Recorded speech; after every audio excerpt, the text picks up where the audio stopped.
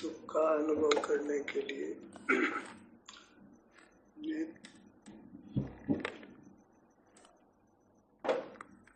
नेत्रों को बंद रखिए। अपने शरीर तक सिमट जाइए।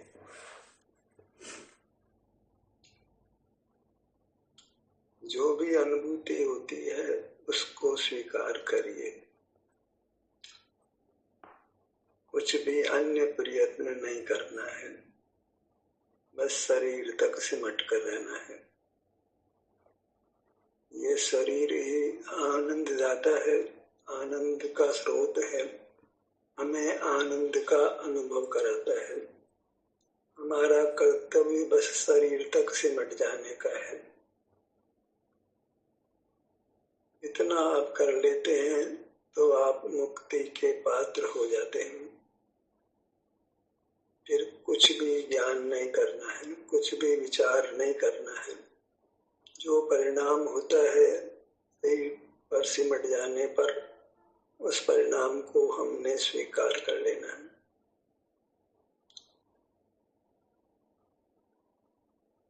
सिमटना वही संवर तत्व है। जहाँ संवर है वहाँ नियम से निर्जरा है, और जहाँ निर्जरा है वहाँ फिर नियम से क्षय भी है और मोक्ष की प्राप्ति भी है। एक कदम मोक्ष दूसरे कदम में मिलता है। एक कदम है शरीर तक सिमटने का, बस दूसरा कदम में कुछ समय का अंतराल है, और दूसरा कदम फिर मोक्ष का ही है। उस समय तक हमको धैर्य रखना है, मोक्ष आने तक धैर्य रखना है। कुछ देर लगेगी, पर जो अनादि से अंधेर चल रहा था वह अंधेर अब नहीं चलेगा। उस समय उपरांत अवश्य मोक्ष की प्राप्ति होगी। सब मार्ग सिमटने से मिलेगा, सिमटने भर से सब मार्ग मिलेगा, और मार्ग पर गमन भी होगा, और मार्ग फल भी मिलेगा। नेत्र बंद कर शरीर तक सिमटना है, इसी में विचरण करना है, इसी में निवास करना है। यही आनंद धाम है, आनंद का कोश है, जिसका हमको रसास्वादन स्वतः होने लगता है, आनंद का अनुभव स्वमेव होने लगता है। कोई अन्य प्रयत्न की जरूरत नहीं है, बस शांति को भोगना है, व्याकुलता को भोगना है। परिणति उत्तरोत्तर अधिक सुखद होगी, अधिक से अधिक होगी, अनंत भी होगी। दृष्टि बाहर थी तो ये आनंद कोश प्रकट नहीं था। अब दृष्टि अपने शरीर पर आई तो ये आनंद कोश प्रकट होने लगता है। अभी तो कहते हैं दृष्टि पलटी तो सृष्टि पलटी। दृष्टि बाहर थी, वो दृष्टि सिमटकर अपने शरीर पर आ गई तो बस सृष्टि पलट गई, संसार का विनाश होने लगा, मोक्ष की ओर कदम बढ़ने लगे, तो फिर मोक्ष की प्राप्ति भी होगी। कितना कुछ ज्ञानाभ्यास करते थे, क्रिया पालते थे, उसका कुछ भी परिणाम नहीं निकला, क्योंकि दृष्टि सिमटी नहीं थी, दृष्टि बाहर ही खड़ी थी। सब शास्त्र अभ्यास, सब क्रिया का पालन कहीं हमें अपने आनंद स्रोत तक नहीं लाया। शास्त्र अभ्यास में सिमटना तो कहा, आत्मा को लक्ष्य में लेने को कहा, पर हमें अनुभव अपने शरीर का था। आत्मा तो परिचय में नहीं था, तो आत्मा के पास कैसे आते, कैसे उसका अनुभव करते। अब कहा कि सिमटना है अपने शरीर तक, तो शरीर तो हमको अनुभूत था। मैं नेत्र बंद करके हमको हमारा शरीर अनुभव में आ ही रहा था, हर अंग उपांग अनुभव में आ रहा था, उसका हर भाग हमको अनुभव में आ रहा था। इसलिए यह अनुभूत था शरीर, बस उस शरीर पर भी सिमटना हमारे लिए एकदम सरल है, क्योंकि यह तो परिचित था, अनुभूत था हमारा शरीर। इसमें हमने सुख दुख भोगा है, आराम की स्थिति भोगी है, दुख की स्थिति भोगी है, और उसको हमने कभी स्वीकार नहीं किया। आराम की स्थिति को भी कोई पसंद नहीं किया, दुख की स्थिति को तो पसंद करने का प्रश्न ही नहीं है। आराम की स्थिति को नहीं भोगा, पसंद किया होता तो भोग लेते। हमने तो आराम की स्थिति में बाह्य उपलब्धियों में ही सारा प्रयत्न किया, धर्म बाहर ही करना चाहा। धर्म तो बस आनंद की स्थिति जो शरीर में थी, आराम की स्थिति जो शरीर में थी, उसको केवल भोगना मात्र था। वह भोग होता ही था यदि हम अपने शरीर तक बने रहते। अब हमको बड़ी तसल्ली से धैर्य से अपने शरीर तक बने रहना है, इसी में विचरण करते रहना है। इसके छोटे बड़े सब भाग को लक्ष्य में लेना है।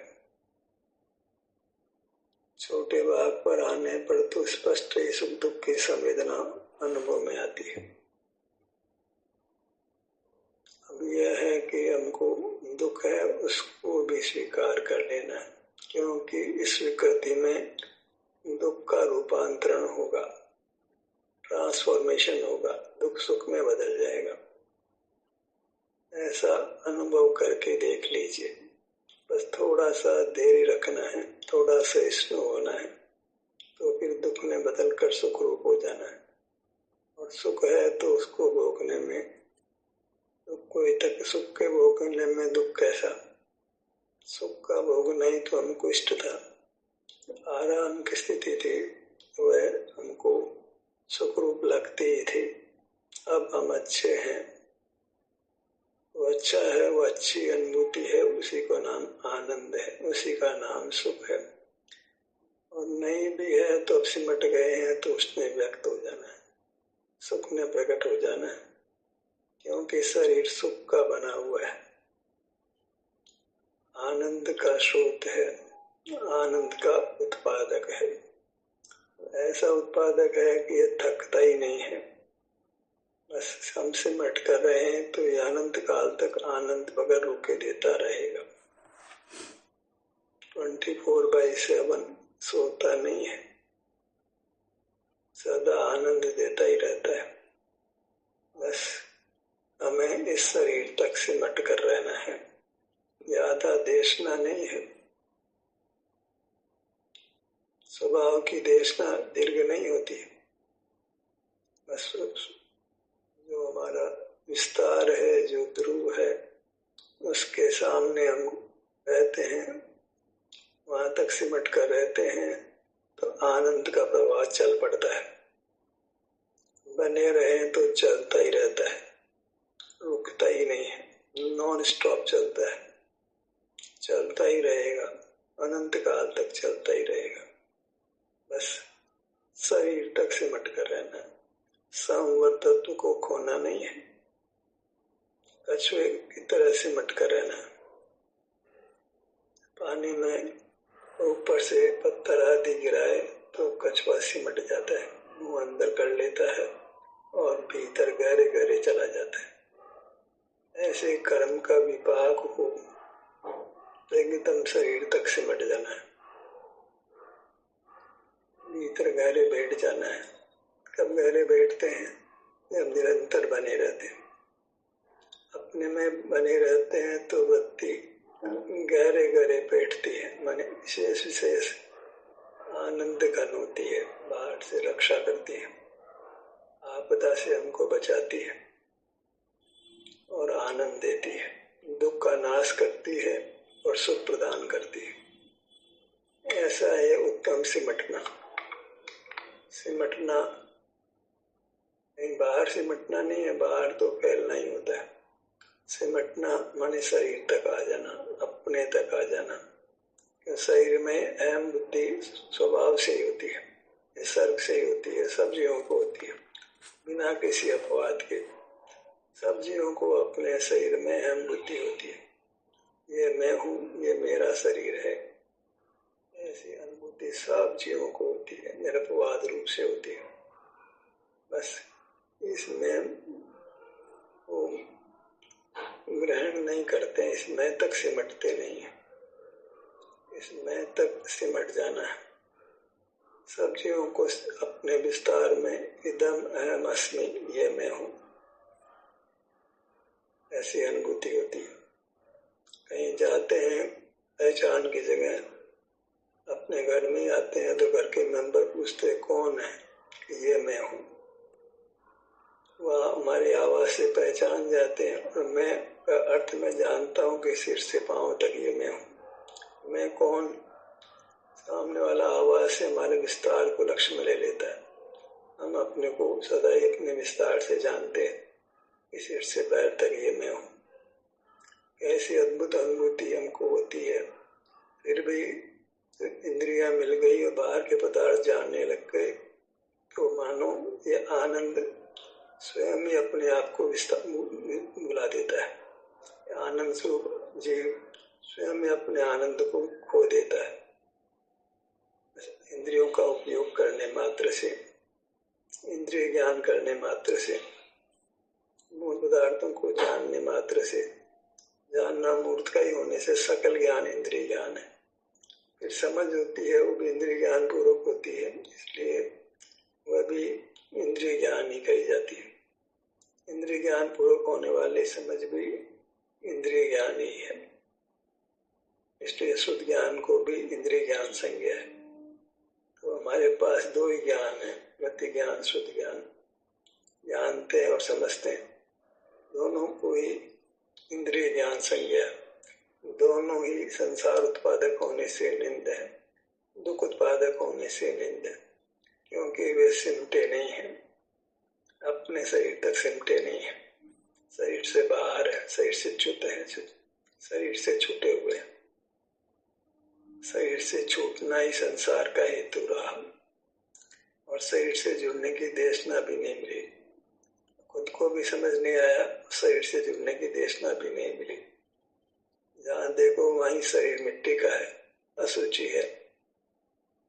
ऐसे अनुभूति में आने वाले शरीर को भी हमने अशुचि मान लिया। दो शरीरों का भेद ज्ञान ही नहीं कर पाए। इस अशुद्ध शरीर में ही महान सूची मेरा शरीर है। अद्भुत है, जैसे कीचड़ में कमल खिलता है और कमल कीचड़ को छूता भी नहीं, कीचड़ रूप का भी नहीं होता है। ऐसे ही ये हमारा आनंदमय शरीर इस कीचड़ रूपी शरीर में ही पलता है, रहता है, पर वास्तव में इस रूप का भी नहीं होता है। कमलिनी का पत्ता पानी से ऊपर ऊपर रहता है, पानी को स्पर्श नहीं करता। ऐसे इस मूर्त शरीर में रहते हुए भी हम मूर्त कभी नहीं होते, उसका धर्म कभी स्वीकार नहीं करते। अनादि से किसी मूर्त शरीर में रहे तो भी हमने मूर्तता को स्वीकार नहीं किया। व्यवहार से भले हमको मूर्त कहो, मूर्त से मिलने से, पर हम अपने स्वरूप से अमूर्त ही रहे, सुखवान ही रहे। वो सुख हमारा इंद्रिय गोचर नहीं था, हम तो मूर्त से पाकर इंद्रियों से ज्ञान करने लगे और अपने आनंद स्रोत को, आनंदमय शरीर को इंद्रिय गम्य नहीं होने से नहीं पहचाना। पर हमारे पास एक सामर्थ्य थी अपने तक सिमटने की, उस सामर्थ्य को हमने काम नहीं लिया, इसलिए दुख पाते रहे। इंद्रिय ज्ञान से आश्रव होता रहा, फैलते रहे। आश्रम नाम फैलने का है, बहिर्मुख रहने का है, दुनिया में फैलने लगे। इस आनंद शरीर से छूटकर सारी दुनिया में, देश विदेश देश सब जगह गए, कहीं आनंद नहीं था। विश्व भ्रमण कर लेते हैं कितने लोग, देश में भ्रमण कर लेते हैं, बाहरी बार सारे फंक्शनों में जाते हैं, बाहरी बार पढ़ते हैं, बाहरी बार परिवार का पालन पोषण करते हैं, बाहरी बार आजीविका करते हैं, सारे आमोद प्रमोद बाहर ही करते हैं, धर्म की क्रियाएं भी सब बाहर ही करते हैं। तो हमने बहुत आश्रम तत्व को स्वीकार किया, फिर दुख का रोना रोते खुद ही फैल गए, खुद ही सुख के सोर्स से बाहर चले गए, देर से शरीर से बाहर चले गए, और फिर मैं दुखी मैं दुखी मैं दुखी रटते रहते। दुख तो होना ही था। जब हमने आश्रम तत्व को स्वीकार किया, ज्ञान को स्वीकार किया, ये जाना वो जाना, बाहर का जानना जानना जानना, फैल गए, मंदिर भी जाते रहे, तीर्थ भी जाते रहे, शास्त्र भी पढ़ते रहे, लेकिन बाहर ही बाहर जीते रहे, धर्म के नाम पे भी बाहर मंदिर में जाते रहे, तीर्थों में जाते रहे, शास्त्रों में देखते रहे, शरीर तक नहीं सिमटे, फैलते रहे, संवर तत्व का अनादर किया, आश्रम तत्व का आदर किया, दुख भोग रहे हैं, आज भी भोग रहे हैं, आज भी फैल रहे हैं, कुछ बदले नहीं है। एक कान से सुनते हैं, दूसरे कान से निकाल देते हैं, सिमटते नहीं है। सुन तो लेते हैं पर उसको अंदर तक नहीं आने देते, सिमटते नहीं है, दूसरे कान से निकाल कर वही बाहर ही रहते हैं।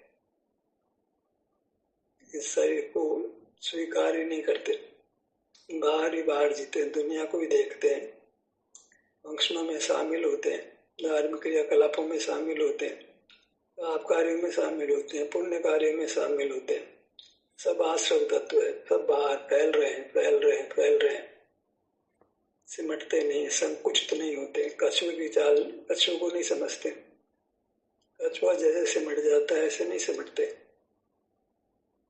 अपने भीतर अपने शरीर में आ जाते हैं, बहुत शरीर तक रहते हैं, शरीर तक सब भीतर कहलाता है, शरीर के बाहर सब बाहर कहलाता है।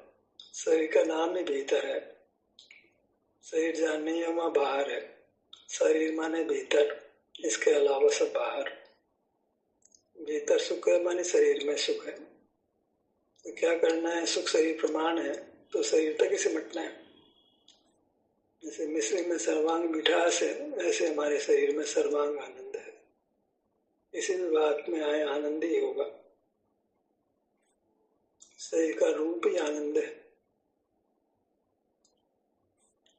आनंद हमारे शरीर का रूप है। आनंदम देह रूपम, आनंदम मम देह रूपम, बस यही घोखना है, इसी को प्रयोग में लाना है। आनंद ही मेरे शरीर का रूप है और कुछ भी नहीं है, केवल आनंद रूप है। अपने देह को आनंद रूप मानकर देह तक रहना, इसके परे आनंद नहीं है। आनंद रूपी जहाज देह के बराबर ही है, बाहर तो समुद्र है, उसमें डूब कर मर जाना है। मरना किसको अच्छा लगता है, वो मरना ही नहीं है, वो दुख समुद्र है, वो पानी का समुद्र नहीं है। इस आनंद रूपी शरीर के बाहर सब दुख रूपी समुद्र है, दुख ही दुख भरा है। जहाँ आनंद से बाहर आए, देह से बाहर आए, तो हमने दुख रूपी समुद्र में छलांग लगा दी, तो दुख ही दुख है और कुछ भी नहीं है।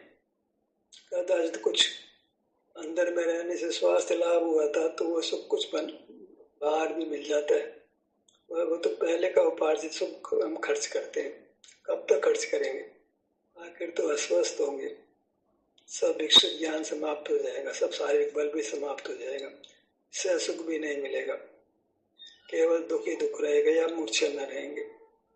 ऐसी दुर्गति होती है जब हम प्राप्त ज्ञान से बाहर होते हैं। प्राप्त ज्ञान का उपयोग नहीं करना, प्राप्त ज्ञान आश्रव तत्व है, बाहर जानता है, वो आश्रव तत्व है, उसको काम में नहीं लेना, उसको बंद रखना है, इसके विरुद्ध अपने शरीर में निवास करना है। सिमटना है, वही भीतर आना है। अपने रस का आस्वादन होने लगता है। हमारा रस आनंद है, आनंद का स्वाद आता है, आनंद का भोग होता है। बस इस भोग को करते रहना। जैसे परमात्मा निरंतर आनंद को भोगते हैं, ऐसे हमने निरंतर अपने शरीर रूपी आनंद को भोगना है। तो शरीर में तो वेदना होती है, वेदना का घर है। वे तुम्हारी अनुभूति ऐसी है क्योंकि तुम तो आश्रम तत्व में जीते हो। बाहर जीते हो तो भीतर दुख हो जाता है। बाहर नहीं जियोगे तो भीतर दुख नहीं होगा, सुख ही होगा। बाहर जीने के कारण से कुछ टेम्पररी आपको भीतर दुख मिल सकता है, मगर जब भीतर आ गए तो फिर आनंद ही मिलने वाला है। भीतर आ गए माने शरीर में आ गए, शरीर में स्थित हो गए, सिमट गए, आनंद तक सिमट गए। आनंद तक सिमट गए तो वहाँ आनंद ही आनंद और कुछ नहीं है। अनंत काल तक फिर आनंद ही आनंद है। अक्षुण्य आनंद का कूप है ये। कितना आनंद हो गए, कभी बिल्कुल भी आनंद स्वभाव मिटता नहीं, कम होता नहीं है। उतना का उतना आनंद रहता है, उसकी ध्रुवता कभी समाप्त नहीं होती। वो परिणमन करके नई अवस्था रूप से, नई आनंद रूप अवस्था से उत्पन्न होता ही रहता है। एक आनंद की पर्याय जाती है, दूसरी आनंद की पर्याय उसी समय आ जाती है। बिल्कुल एक समय का गैप नहीं होता है, धारावाही रूप से आनंद का भोग होता है। लगता ही नहीं है कि समय भेद है, समय व्यतीत हो गया है। अरबों खरबों अनंत काल जो है पल भर जैसा बीतता है। दुख का काल थोड़ा थोड़ा भी बहुत भारी लगता है, और सुख का बहुत काल भी बहुत थोड़ा लगता है। दुख का पल पल बहुत भारी हो जाता है, और सुख का अनंत काल भी कुछ नहीं लगता है। सुख का समय सुख शीघ्रता से व्यतीत होता है, दुख का समय पल पल बहुत भारी होता है। हमें भारी जीवन नहीं जीना, दुख का जीवन नहीं जीना, आश्रम तत्व में नहीं जीना, बहिर्मुख नहीं जीना। जहाँ आश्रम है वहाँ बंद है, जहाँ संवर है वहाँ निर्जरा और मोक्ष की प्राप्ति है। बस काम ज्यादा नहीं है, काम तो बंद करना है। काम तो अब तक कर रहे थे, अब तो विश्राम करना है। सब कामों को छोड़ देना, वही विश्राम करना। और विश्राम में हमको अद्भुत आनंद मिलने वाला है, अद्भुत शांति मिलने वाली है। न राग द्वेष का दुख है, न स्वतः वेदने का दुख है। न कोई शारीरिक श्रम करना है, न मानसिक न वाचनिक, न कोई इंद्रिय ज्ञान करना है, न कोई श्वास लेना छोड़ना है, न फिर मरना है, न जन्मना है। फिर शादी अनंत काल तक अनंत सुख से ही रहना है, बस शरीर तक सिमट कर रहना। इतना सा जिनोपदेश है, एक शब्दों में इतना जिनोपदेश है कि शरीर तक सिमट कर रहना। यही संवर तत्व की स्वीकृति है, यही निर्जरा तत्व है, यही मोक्ष तत्व होने वाला है। बस मार्ग अत्यंत इतना ही है कि हमको शरीर को वरमाला पहनानी है, शरीर का अभिषेक करना है, शरीर की पूजा करनी है, शरीर को नमन करना है, मानी शरीर का ही अनुभव करना है, इससे परे नहीं जाना है। एक पति, वही शरीर हमारा पति है, शरीर हमारा स्वामी है। और किसी को पति बनाना नहीं है, और किसी को स्वामी बनाना नहीं है, और किसी के स्वामी भी बनना नहीं है। बस अपनी मूर्ति ही हमारी वस्तु है, हम उसी के स्वामी हैं। यह हमारी वृत्ति की हमारी मूर्ति स्वामी है, इतना स्वस्वामी समझ रखना है। कभी वृत्ति स्वामी हो, विस्तार स्व हो, कभी विस्तार स्वामी हो, वृत्ति स्व हो, क्योंकि इनमें भेद ही नहीं है, कौन स्व कौन स्वामी। अभेद रूप से मैं स्व स्वामी दोनों ही हूँ। मैं मेरा ही भोग करता हूँ, आनंद का भोग करता हूँ, अपने शरीर में आनंद का भोग करता हूँ। अनंत काल तक यही आनंद का भोग करते रहना है। ज्ञान का सत्र यही समाप्त होता है। आपकी सहभागिता के लिए धन्यवाद।